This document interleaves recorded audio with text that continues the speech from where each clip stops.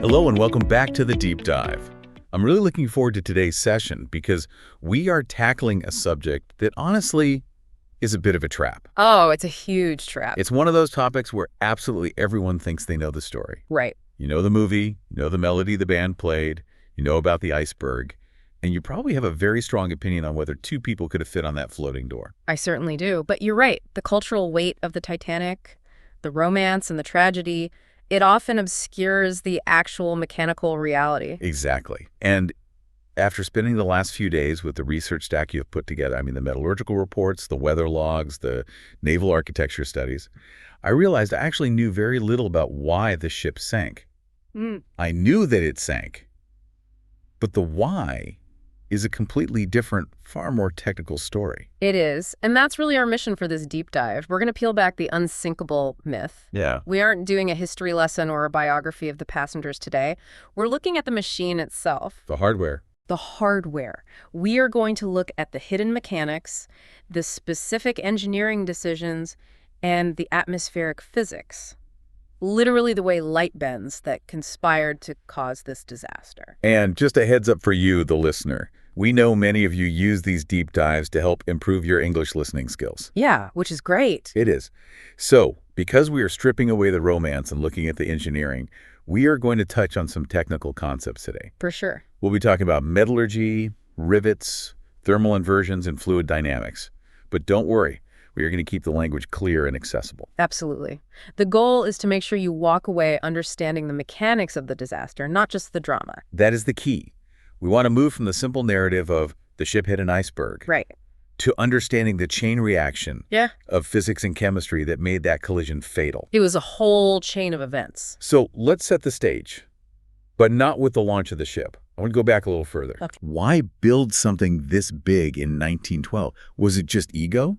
Because looking at the financials in these notes, it seems like a massive risk to build a ship of that scale. It was a huge risk, but it was a calculated one, and it was driven by fierce market competition. Right. You have to look at the North Atlantic shipping lanes in the early 20th century as like the equivalent of the modern tech race or the space race. Okay. There were two giants, the White Star Line, who owned the Titanic, and the Cunard Line. The Coke and Pepsi, the steamship era. Precisely. But they had very different business models. Cunard had government subsidies, and they focused entirely on speed. They were the fast ones. They were the fast ones. They had the Lusitania and the Mauritania. These were the greyhounds of the ocean.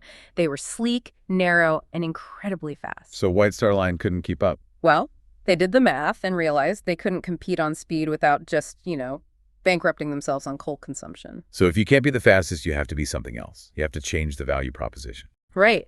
They pivoted to scale and luxury. The biggest and the best. Exactly. They decided to build ships that were so massive, so stable, and so comfortable that passengers wouldn't care if the crossing took an extra day. And that's where the Olympic-class ships came from. That's it. The Titanic, the Olympic, and the Britannic, they were designed to be floating palaces. And part of selling a floating palace is ensuring people feel safe.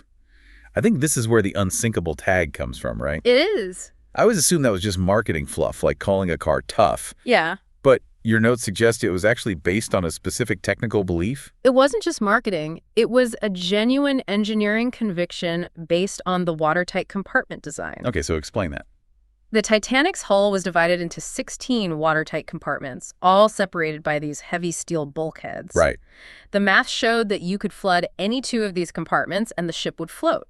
No problem. Any two. You could even flood the first 4 compartments, the entire nose of the ship, and she would still stay on the surface. That sounds robust. But surely, as engineers, they knew that if you preach more than 4, you're in trouble. Of course. So why were they so confident that a breach spanning 5 or 6 compartments was, impossible? Because of the sewage. The sewage. I missed this in the initial skim. What is that? It's a detail that often gets left out of the history books, but it is absolutely crucial for understanding the mindset of the White Star Line executives. Okay. The Suevich was another ship in their fleet. In 1907, so 5 years before Titanic, it ran aground on rocks near the coast of England. Oh, wow. And the bow was hopelessly stuck on the rocks. So the ship was lost. That's what usually happens. Mm-hmm. But to save the valuable cargo and the expensive machinery in the rear of the ship, they decided to do something, something radical. What'd they do? They used dynamite to blow the ship in half? They intentionally blew the front off their own ship. They did. They severed the bow, left it on the rocks, and floated the rear 2/3 of the ship backward to Southampton. And it floated perfectly.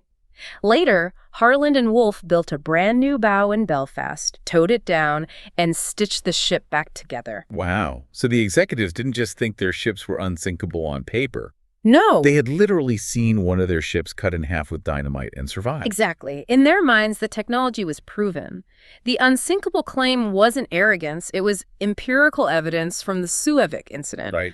They couldn't imagine a collision worse than being dynamited in half. For that context completely changes how I view their confidence. It wasn't blindness, it was confirmation bias. It was. But obviously, the Titanic found a scenario worse than dynamite. This brings us to the first major technical failure in our stack, the Achilles heel. We need to talk about the hardware holding the ship together. We need to talk about rivets. The rivets. It seems wild that a ship weighing 36,000 tons could be taken down by something the size of a mushroom. I know. But the research here is pretty damning regarding the manufacturing process. It is. The Titanic's hull was held together by 3 million rivets. 3 million? And these are essentially metal pins that are heated until they're glowing orange, hammered through the steel plates, and then flattened on the other side to cinch the plates together. So like a heavy-duty zipper made of metal. That's a great way to put it, yes. Right. Now, the main body of the ship used steel rivets. These were incredibly strong. Okay. But for the bow and the stern, the curved parts of the ship, they couldn't use the big hydraulic rivet machines. The curves were too tight. The machines simply couldn't fit. So they had to do it by hand. They had to rivet those sections by hand. Hand hammering seal sounds impossible. It's very difficult. So for the bow and stern, they switched materials. They used wrought iron rivets, which are softer and easier to hammer by hand. Okay, that makes sense. But this is where the supply chain issues of 1912 come into play. Harland and Wolff were building the Titanic and the Olympic at the same time. Stretching their resources thin. To the absolute limit. I see a note here about best versus best. That sounds like a marketing term, but it's actually a technical grade. It is. The highest grade of iron available at the time was number 4, best. This was used for anchors and chains, things that absolutely could not fail. Right, the mission critical stuff. Exactly. But for the rivets in the bow, the builders used number 3 best iron. So they use the second-tier stuff for the part of the ship most likely to hit something? Effectively, yes. And modern metallurgical analysis of rivets recovered from the wreck site tells us why this matters. What did they find? They found very high concentrations of slag in the iron. Define slag for us. Slag is a byproduct of the smelting process. It's essentially a glassy, rock-like residue that gets mixed into the iron. Okay. In small amounts, it actually helps the iron maintain its structure. But if you have too much of it, it makes the iron brittle. Brittle. Yeah. Imagine taking a piece of taffy, which is strong and stretchy, and mixing a bunch of crushed glass into it. It loses its stretch. Exactly. And now factor in the temperature. On the night of the sinking, the water was freezing. Right, -2 Celsius. And cold makes metal more brittle naturally. So you have high slag iron rivets in freezing water. It's a recipe for disaster. It is. When the Titanic bumped the iceberg, the plates started to flex. Good rivets would have stretched, keeping the seal tight. But these didn't. The Note 3 rivets didn't stretch. Their heads just popped off. So the ship didn't get sliced open. It unzipped. That is the leading theory. The glue failed. But it wasn't just the rivets. Oh, there's more. There's more. The steel plates themselves had a chemical flaw that we didn't understand until decades later. This is the ductile brittle transition concept, right? Yeah. I remember reading about this in engineering school, but help us unpack it for the general listener. It's a fundamental concept in material science. Every metal has a temperature where it switches from being ductile, meaning it bends and absorbs energy, Right, it's flexible. to being brittle, where it shatters. For modern ship steel, that temperature is incredibly low, like -60 degrees Celsius. You'd never encounter it in the ocean. But for 1912 steel. The steel used on the Titanic had a very high transition temperature. How high? High enough that in the icy waters of the North Atlantic, the hull plates were essentially operating below their transition point. So they weren't metal anymore, functionally. They were acting less like metal and more like ceramic or china. So when they hit the ice, the hole didn't dent. It fractured. Correct. If the water had been 10 or 15 degrees warmer, the steel might have just bent inward. Wow. The rivets might have held. The ship might have limped into New York with a big dent in the nose. But in the freezing water, the materials physically changed their properties. It became fragile. It is terrifying to think that the temperature of the water decided the fate of the ship as much as the iceberg did. It was a critical factor. But before the ship can break, it has to hit something. And this brings us to one of the most fascinating parts of this research, the phantom iceberg. This is where the story shifts from engineering to atmospheric physics. We've all asked the question, how do you miss an iceberg that big? Yeah. It's a mountain of white ice. Right. Even at night, shouldn't it reflect starlight? Shouldn't there be a silhouette against the stars? Under normal conditions, yes. Absolutely. Lookouts would typically spot a berg at a distance of several miles. But that night wasn't normal. The atmospheric conditions that night were freakishly rare. This is the cold mirage, or super refraction theory. Walk us through the physics here. So we usually think of mirages in the desert, hot air near the ground, cold air above. Right. That bends light upward, so you see the sky on the ground, which looks like a puddle of water. We've all seen that on a highway in summer. Sure. On April 14th, 1912, the Titanic was sailing from the warm Gulf Stream into the freezing Labrador Current. A clash of temperatures. A huge clash. This created a thermal inversion. You had a layer of freezing cold air sitting right on the surface of the water, with a layer of warmer air trapping it from above. Okay, so cold air down, warm air up. How does that affect vision? It does the opposite of a desert mirage. It bends light rays downward, following the curvature of the Earth. Okay. This creates an optical illusion called superrefraction. It visually lifts the horizon line. It creates a false horizon that appears higher than the real one. So the lookouts aren't looking at the sea. They're looking at a haze that matches the color of the sea, but it's actually higher up. Exactly. There was a dark haze blurring the line between sea and sky. The iceberg was hiding below that false horizon line. It was camouflaged. It was effectively camouflaged against the dark water behind it.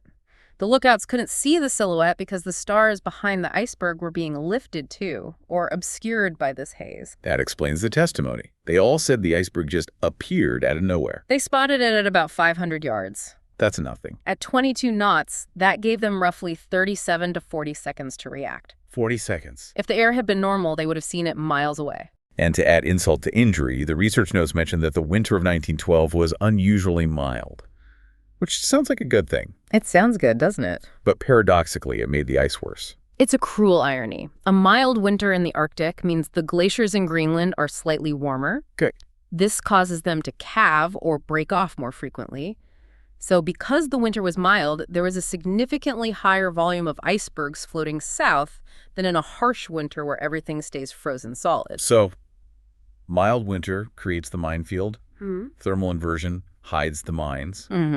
Brittle steel and weak rivets build the trap. All we need now is someone to trigger it. Which brings us to 11:40 p.m., the bridge. First Officer Murdoch. He sees the ice. He has seconds to make a choice.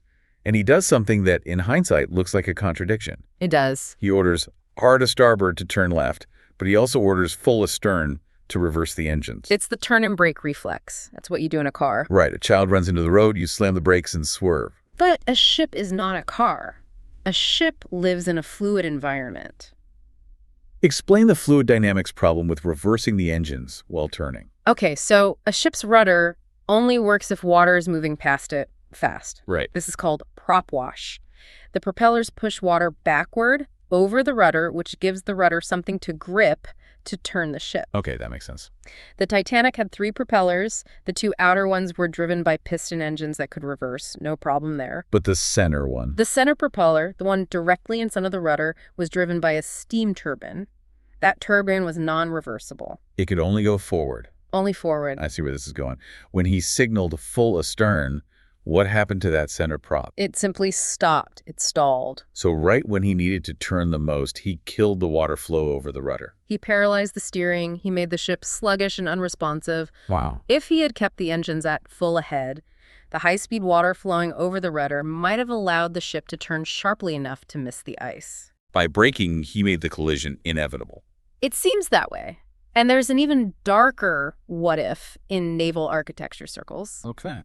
If Murdoch had done nothing, if he had just rammed the iceberg head-on, the Titanic almost certainly would not have sunk. That seems counterintuitive. Hitting a mountain of ice at 20 knots head-on. It would have been violent. It would have been horrific for the people in the front of the ship. For sure. The bow would have crushed like an accordion. Hundreds of crewmen in the forward quarters would have died instantly. But this ship would have survived. The Titanic had a collision bulkhead near the front specifically designed for this. So the damage would have been contained to the nose. Exactly. Maybe the first two compartments flood. The ship dips by the bow, but it floats. By turning, Murdoch exposed the flank. He exposed the weakest part of the ship. The side plates, yes. He turned a punch on the nose into a long, glancing blow down the side. And this leads to the 12 square feet reality. I love this visual because the movie shows a 300-foot gash like a can opener ripped the side off. Yeah. Right, the grand, dramatic gash. But the math says otherwise. The math is fascinating here. Naval architect Edward Wilding testified after the disaster. He calculated the rate of water entering the ship. Right. And he realized that the actual open hole in the hull was only about 12 square feet. 12 square feet. That's a refrigerator. Or a doorway. It's tiny. I mean, relatively speaking. Use the milk carton analogy. Explain that one. If you punch one big hole in a milk carton, it's dramatic, but you can plug it. If you poke 6 small holes down the side, it's much harder to stop. How does a ship the size of an aircraft carrier sink because of a hole the size of a doorway? Because it wasn't one hole. It was a dotted line of damage. Okay. The iceberg bumped and scraped along the side, propping those brittle rivets and opening thin slits between the plates.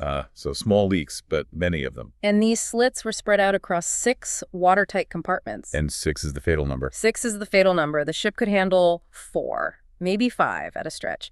But once 6 were breached, the mathematics of buoyancy took over. What happens then? The weight of the water in the front pulled the bow down so low that the water began to spill over the tops of the bulkheads into the next compartment. The ice cube tray effect. Exactly. Once the angle got steep enough, gravity did the rest. It was a mathematical certainty from the moment the 6th compartment breached.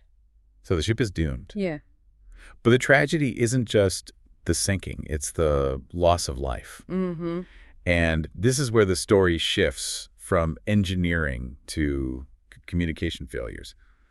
We have to talk about the California. The tale of 2 ships. This is the part that keeps me up at night. The SS Californian was close. How close? Estimates vary, but likely between 10 and 19 miles.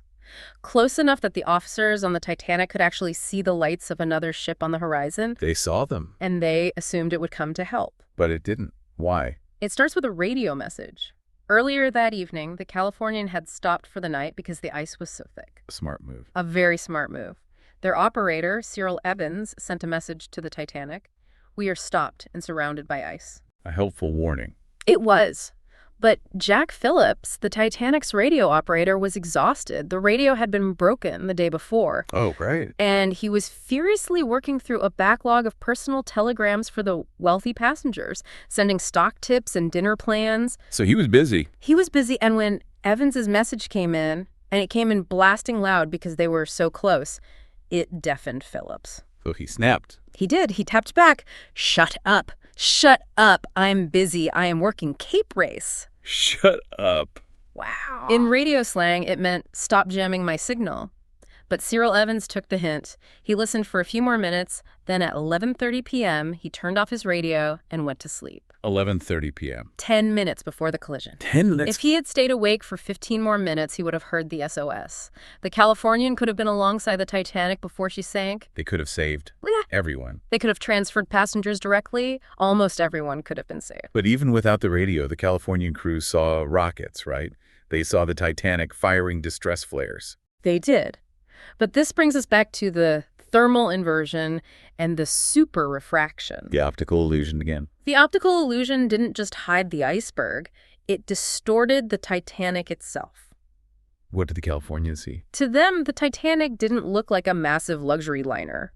The refraction distorted the lights and the shape, making it look like a smaller cargo vessel. So they misidentified the ship. And furthermore, the false horizon made the distress rockets appear very low in the sky. So instead of soaring high like, help me, signals. They looked like company signals navigational flashes used to identify a ship line. They just didn't look like emergencies. So they saw them, but didn't understand what they were seeing. Captain Lord of the Californian was informed, but because the visual data was so weird and the rockets were so low, he went back to sleep. It is just layer after layer of bad information and bad luck. It's unbelievable. Now, contrast that with the Carpathia. They were much further away. 58 miles away, a 4-hour journey at top speed. And their rescue was just pure luck. Pure luck. Their radio operator, Thomas Cottam, was essentially just procrastinating going to bed. He was about to sign off, happened to have his headphones on, and the SOS came through. And Captain Rostron of the Carpathia? Reading his actions, he sounds like an action movie hero. He really is the unsung hero of the night. He didn't just turn the ship around, he went into war mode. What does that mean? He ordered the heating and hot water turned off for his own passengers to divert every single ounce of steam to the engines. He froze his own passengers to save the Titanic. He did. He pushed that ship past its red line. The Carpathia was rated for 14 knots. And he got it up too. He got her up to 17.5 knots. Why? He was racing a 14-knot ship at nearly 18 knots in the pitch black through the exact same ice field that had just killed the Titanic. That takes incredible nerve. They were dodging icebergs they couldn't see until the last second. He famously posted extra lookouts everywhere he could and prayed. When did they arrive? They arrived at 4 a.m. just as the sun was coming up, but the Titanic had gone under at 2:20 a.m. Too late for the swimmers, but just in time for the lifeboats. Just in time for those in the boats. Which brings us to the final and perhaps most infamous failure. The boats. The math here is simple and brutal. Go on. There are 2,224 people on board. The lifeboats had capacity for 11,178. 50%. Yeah. Just over half. Why? Because the British Board of Trade regulations were hopelessly outdated. How so? The law determined how many lifeboats you needed based on the ship's tonnage. Its weight, not the number of people. That makes zero sense. Lifeboats are for people, not for the steel. It made sense in 1894 when the law was written for ships up to 10,000 tons. At that size, the formula provided enough boats for everyone. But the law never got updated. The law stopped scaling at 10,000 tons. The Titanic was 46,000 tons. So they were following the letter of the law. Technically, the Titanic carried more lifeboats than the law required, but the rules were a death sentence. Wow. And the evacuation itself was chaotic. The crew wasn't drilled. They launched boats half-empty. Why would they do that? Because they were afraid the davits, the cranes, would buckle under the weight of a full boat, even though Harland and Wolff had designed them to handle full loads. Another failure of communication. And the class disparity in survival is just... it's hard to read. It is. 60% of first-class passengers survived. Only 25% of third-class passengers survived. A quarter. It wasn't just about location on the ship. It was about access, language barriers, and a lack of clear direction from the crew. But if there's a silver lining to this tragedy, it is that it rewrote the rule book. The maritime world didn't just shrug and move on. No. The Titanic disaster created the modern safety standards we rely on today. It led directly to SOLAS, Goals. the Safety of Life at Sea Convention. What changed immediately? First, lifeboats. The rule is now boats for all, based on passenger count, not tonnage, period. As it should be. Second, radio watch. No more signing off at midnight. Ships must monitor distress frequencies 2004/7. Cyril Evans's legacy. Indeed. And they formed the International Ice Patrol. It's a U.S. Coast Guard operation that still tracks icebergs today and warns shipping traffic. Still active. Amazing. And structurally, ship design changed. Bulkheads now have to extend much higher up the ship to prevent that spillover effect. So every time we get on a ferry or a cruise ship and see those orange boats and do that muster drill, we are walking through the lessons learned from the Titanic. We are. The whole system is built on its failure. As we wrap up this deep dive, I am struck by the terrible ifs mentioned in your source notes. Winston Churchill talked about this. Yeah. The chain of events is so fragile. It's a house of cards. It really is. If the rivets were 4 iron, the ship might have held together. if the water had been 2 degrees warmer, The steel might have just dented. if the Californian operator had stayed awake for 15 minutes, Help would have been on the way before she even sank. if the night hadn't been so perfectly calm. That's one we didn't touch on much.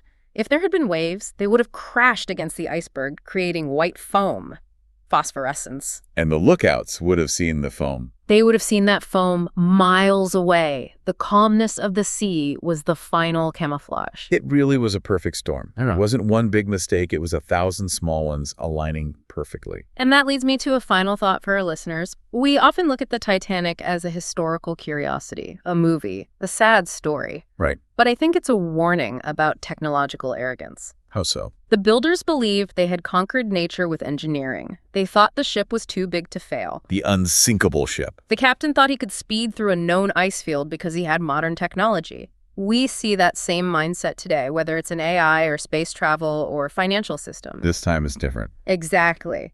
This system is unsinkable. The Titanic reminds us that no matter how advanced our machines become, physics and nature always bat last. If we stop respecting the possibility of failure, if we get complacent, we're just waiting for our own iceberg. That is a powerful and slightly chilling place to end. Over-reliance on technology is a timeless human flaw. It is.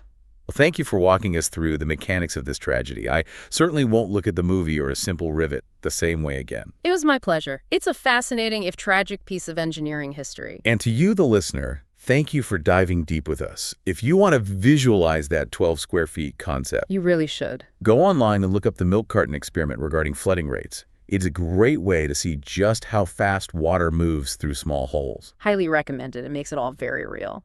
Until next time, keep questioning the narrative and keep diving deep.